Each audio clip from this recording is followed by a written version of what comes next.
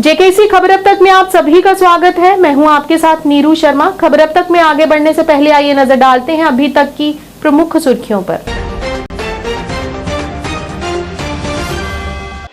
Jammu Kashmir academy of art and culture languages द्वारा सरकारी school में किया गया सांस्कृतिक महोत्सव का आयोजन। एडीसी बांदीपुरा उमर शफी रहे मुख्य तौर से उपस्थित।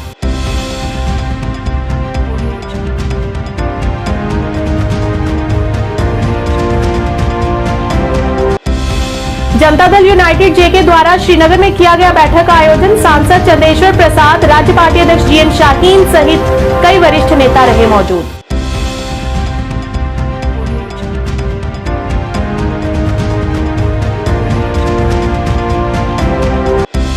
अखिल भारतीय कानूनी सहायता मंच ने पर्यावरण हॉल में जागरूकता कार्यक्रम का आयोजन किया। अखिल भारतीय कानूनी सेवा के महासचिव जयदीप मुखर्जी रहे मुख्य तौर से मौजूद।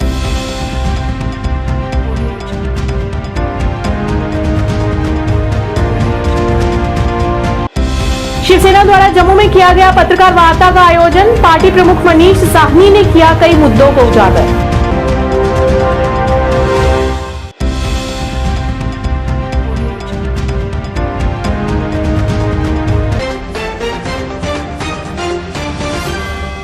अब समाचार विस्तार से। Jammu Kashmir academy of art culture and languages द्वारा सरकारी NM boys higher secondary school Bandipura में सांस्कृतिक महोत्सव का आयोजन किया गया। इस अवसर पर उमर शफी एडीसी बांदीपुरा मुख्य तौर से उपस्थित रहे। उमर शफी ने जिले में इस भव्य सांस्कृतिक उत्सव के आयोजन के लिए Jammu Kashmir academy of art culture and languages की सराहना की। इस उत्सव में आकर्षणों की एक प्रभावशाली श्रृंखला भी देखी गई, जिसमें कश्मीरी रफ, कव्वाली, बच्चा नगमा और दमाली नृत्य की मनमोहक प्रस्तुतियां शामिल रहीं।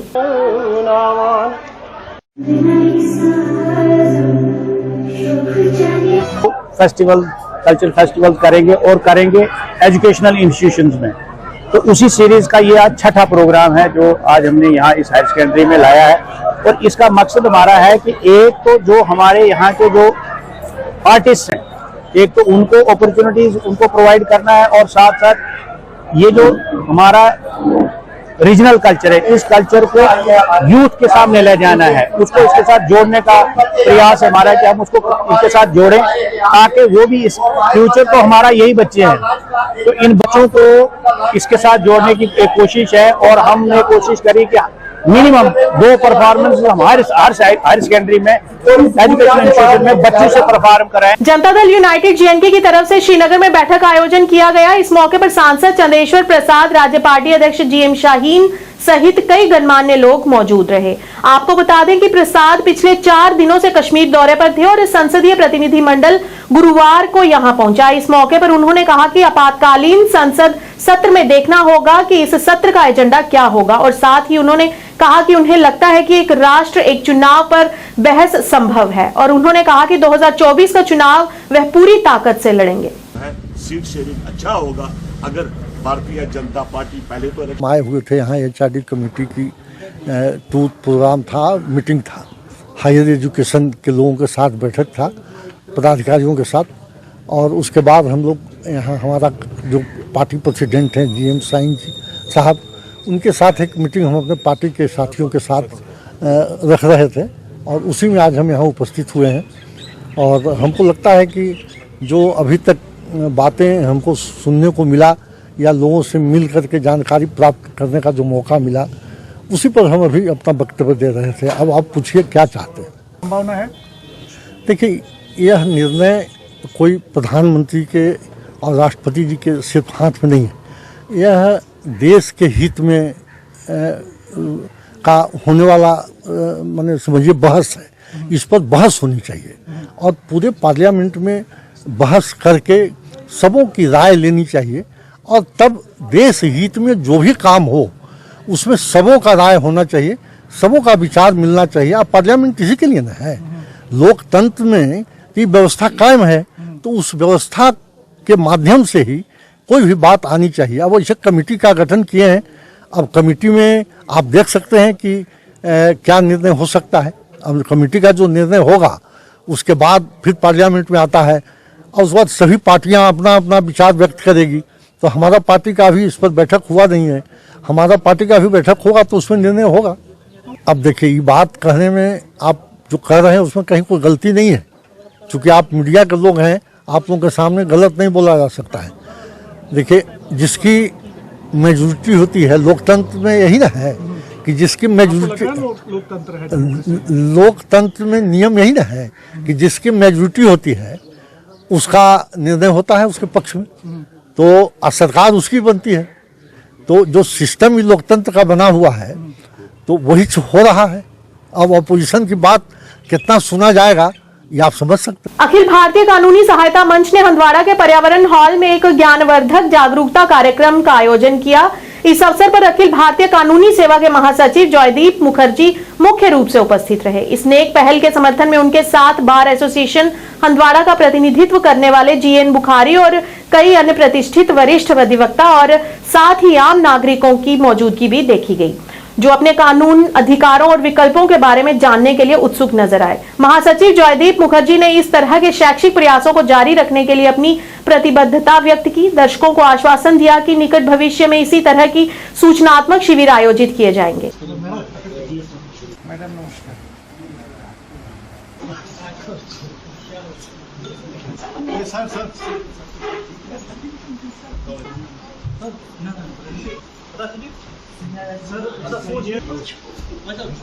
आज हंदवाड़ा में all India legal aid forum का तरफ से और इधर लोकल जो बार एसोसिएशन है इसका प्रेसिडेंट और एमिनेंट एडवोकेट्स का प्रेजेंस में सोसाइटी का डिफरेंस एनजीओज और जो एनर्जेटिक एंड यूथ बॉयज़ है इसका तरफ से हम लोग एक jointly legal aid awareness camp का ऑर्गेनाइज किया था।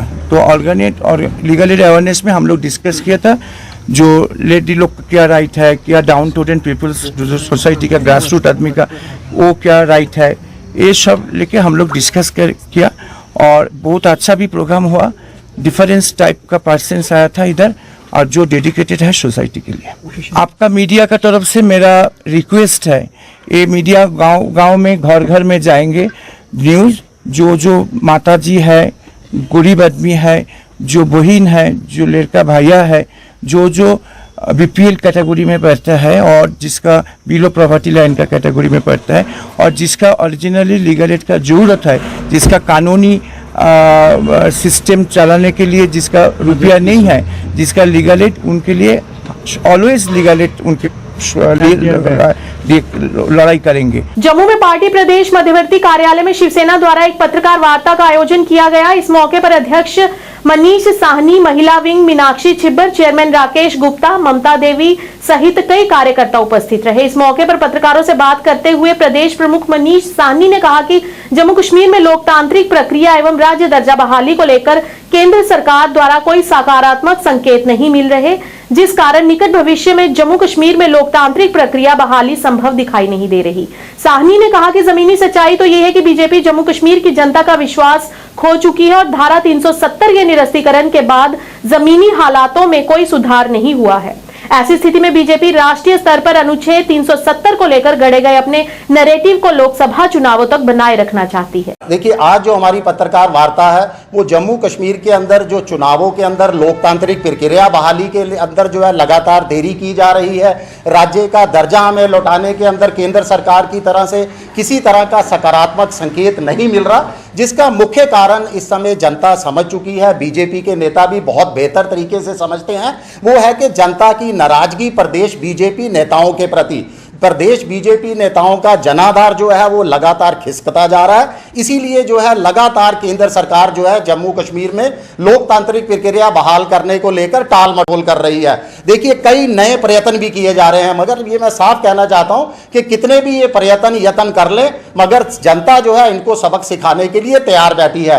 हाल ही के अंदर ये चर्चा में आया था कि 1 नेशन 1 इलेक्शन का भी जो है वो प्रपोजल रखा गया है, मगर मुख्य मुद्दों से ये तमाम चीजें जो है ध्यान हटाने का एक कार्य है। देखिए, हाल ही के अंदर माननीय उच्च न्यायालय ने भी जो है लोकतांत्रिक प्रक्रिया बहाली को लेकर, राज्य का दर्जा बहाली को लेकर सवाल पूछे हैं केंद्र सरकार से, मगर केंद्र सरकार ने बड़ी आसानी से पूरी की पूरी जिम्मेदारी चुनाव आयोग पर डाल दी है। अब चुनाव आयोग किसके इशारे पर काम करता है ये किसी से छुपा हुआ नहीं है। वहीं राज्य दर्जा बहाली को लेकर भी कोई निश्चय सीमा तय नहीं की गई, ना ही हमें कोई बताया गया है कि कब तक हमारा जो है वो राज्य का दर्जा बहाल किया जाएगा। देखिए, बीजेपी के नेताओं का जनाधार लगातार जो है खिसकता जा रहा है। उसका प्रमुख कारण है कि जनता के साथ, जनता के मुद्दों से लगातार ये उदासीन रवैया है इनका।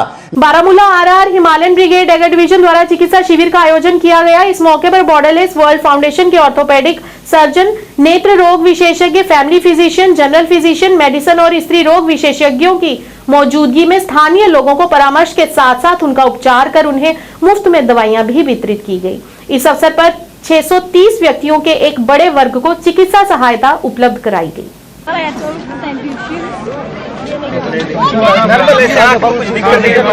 मुझे नहीं है, नानी को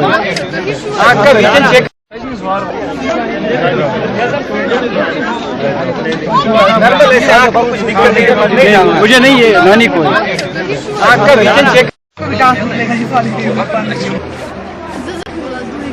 इंजेक्शन नीडल रेफर्स पे रेफर वगैरह कुछ। Major part is the public dealing. The way he is dealing with the public, he is dealing with the youth, he is dealing with the masjid committee members, he is dealing with the panchayats, he is combining all these things, and you know, the way his experience is in this field in army, it's very good, and we appreciate Indian Army has come, and the participation of people is very big here.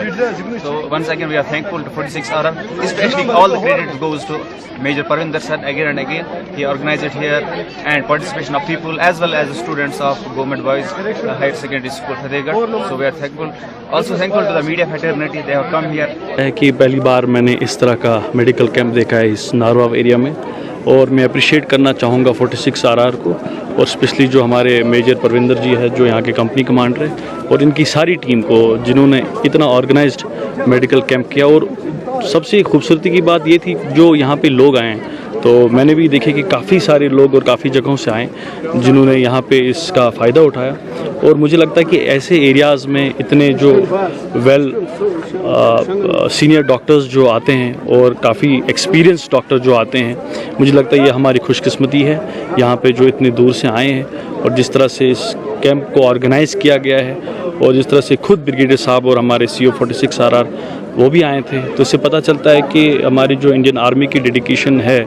और छोटे बच्चों में बहुत problems है, तो ऐसे camp होने चाहिए। यहाँ थोड़ा सा रूरल एरिया है, अंदर का है, तो ये होने चाहिए यहाँ कैंप। बच्चे और लेडीज में थोड़ा सा ज़्यादा प्रॉब्लम दिख रहे हैं। अभी तक कितने पेशेंट आपने देखे डॉक्टर? अभी तक मैंने 30 वगैरह पेशेंट देखे होंगे, तो स्पेशली लड़कियां और लेडीज है, तो उनमें प्रॉब्लम्स है। तो ऐसे कैंप बार बार हुए तो इनको हेल्प हो जाएगी यहाँ के लोगों को। भारतीय जनता पार्टी ओबीसी मोर्चा सीबा एनजीओ और सिल्वर लाइंस की सहायता में अमनदीप अस्पताल, केडी अस्पताल, मैक्स केयर, एक्यूरियस लैब के साथ भदरवा में एक मुफ्त मेगा मेडिकल चेकअप शिविर का आयोजन किया गया। इस चिकित्सा शिविर में काफी संख्या में लोगों ने भाग लिया। इस अवसर पर सैकड़ों मरीजों की मुफ्त स्वास्थ्य जांच की गई और कुछ मरीजों को अमनदीप और अन्य की तरह अपने अस्पताल जाने की सलाह भी दी गई।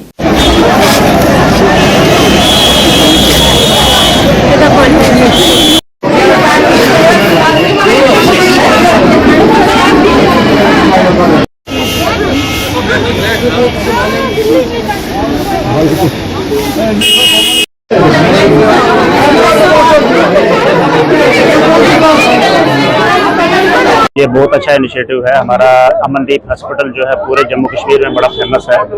गांव-गांव में इसका पहले से ही प्रचार है, और खास करके बोन्स का बहुत अच्छा ट्रीटमेंट इनके यहाँ अवेलेबल है। इन्होंने यहाँ ये जो है कोशिशें की है, भद्रवा में आउटरीच इनका कैंप लगा हुआ है।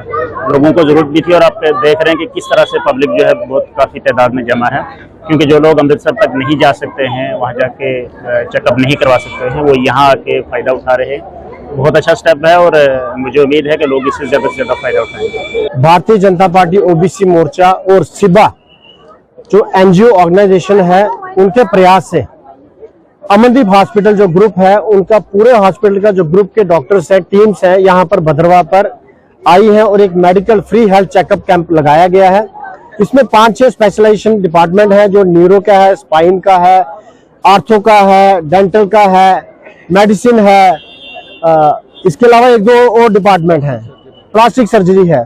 तो बड़ा सारा लोग जो है, पूरे भद्रवा के काफी लोगों का अच्छा रिस्पांस आया है। मैं इसके लिए इनकी टीम जो पवन खजूरिया जी, दीपक जी जो इनको देख रहे हैं, इनका धन्यवाद करता हूं कि इन्होंने यहाँ पर हमारे कहने पर ये कैंप लगाया। और जैसा कि हम लोगों का पार्टी का हमेशा एक प्रयास रहता है कि लोगों तक जैसे हम सरकार की स्कीमें पहुंचाते हैं और भी जो कुछ सुविधा है, जैसे ये जो एक बड़ा अच्छा प्रयास है कि लोगों तक हम दवाइयां एक पुण्य का काम कर रहे हैं। और एक मैं इसके लिए जो अमनदीप ग्रुप हॉस्पिटल है इनका धन्यवाद करता हूं कि इन्होंने हमारे कहने पे जो प्रयास किया और यहाँ पे एक सफल कैंप हुआ है। यहाँ पे आज इस कैंप में मेरे साथ यहाँ के डीडीसी चेयरमैन दवंतर सिंह जी और हमारे एडीसी जो दिलमीर चौधरी जी, इसके साथ साथ हमारे यहाँ के बीडीसी ओमीचंद जी, हमारे वार्ड मेंबर पुनीत मेहता जी, हमारी टीम के मेंबर यहाँ पर हंसराज जी, निसार जी, मेरे साथ आए हुए हमारे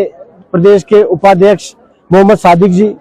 जेके बैंक खिदमत सेंटर एसोसिएशन द्वारा श्रीनगर में एक संवाददाता सम्मेलन का आयोजन किया गया। इस मौके पर उन्होंने कुछ मुद्दों पर प्रकाश डालते हुए कहा कि हम चाहते हैं कि सरकार इस पर जल्द से जल्द संज्ञान ले।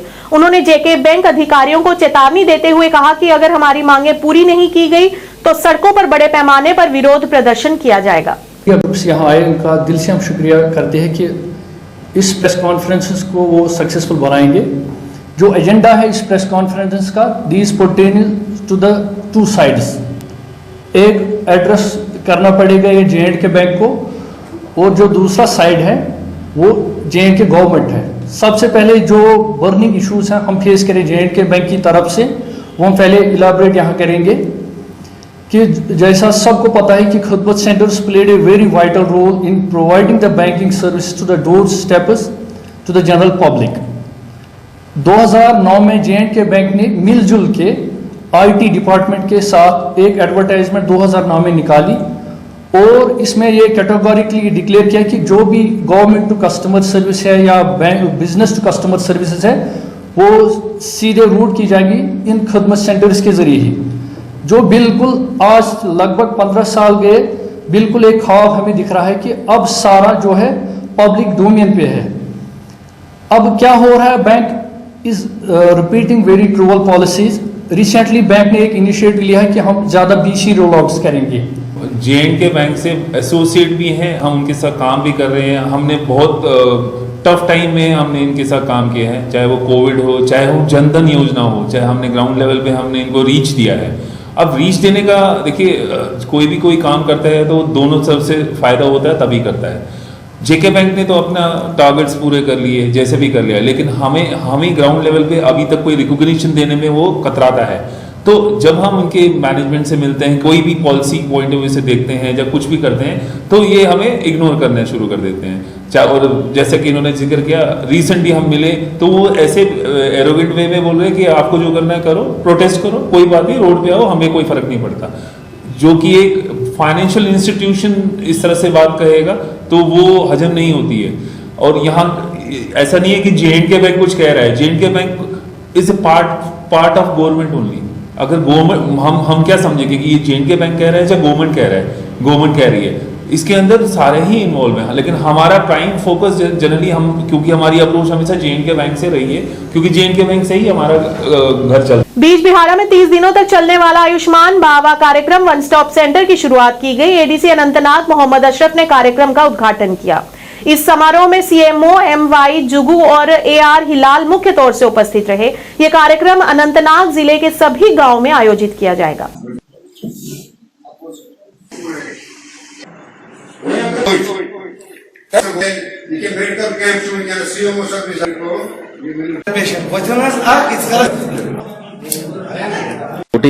अब जे.एंड.के के साथ साथ हमारे डिस्ट्रिक्ट अनंतनाग में आयुष्मान बाबा का हमने बाज़ाब्ता तौर पर इनकाद आज बेजबिहारा से किया। इसके अलावा हमारे डिस्ट्रिक्ट में पंचायत में, ब्लॉक्स में और सब डिवीजन लेवल पर भी ये प्रोग्राम आज की डेट में मुनक्कद हो रहे हैं, ताकि सेहत के मतलब आयुष्मान बाबा में जो भी स्कीम्स हैं या जो भी प्रचार करना है लोगों को जानकारी के लिए, ताकि उनका सेहत रहे और बाकी सभी चीज़ों के लिए उनके पास जानकारी देने के लिए आज बाज़ाब्ता तौर पर डिस्ट्रिक्ट अनंतनाग में भी ये इस स्कीम का इनकाद किया गया। खबर अब तक के आज के इस अंक में इतना ही। नया अंक लेकर फिर हाजिर होंगे, तब तक के लिए दीजिए इजाजत। नमस्कार।